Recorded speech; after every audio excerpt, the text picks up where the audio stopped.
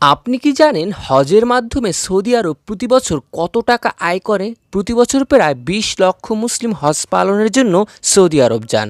আর একজন হজযাত্রী প্রায় গড়ে $৫,০০০ বা ৫ লক্ষ টাকা খরচ করেন। এরকম আরও নিত্য নতুন ভিডিও পেতে, জানা অজানার ভিডিও পেতে আমাদের এই ভিডিওটিতে একটি লাইক দিন এবং ইউটিউব চ্যানেলটি সাবস্ক্রাইব করুন। ধন্যবাদ। এতে হজ মৌসুমে সৌদি আরবের আয় হয় প্রায় $১২ বিলিয়ন, অর্থাৎ ১,৩০,০০০ কোটি টাকার মতো।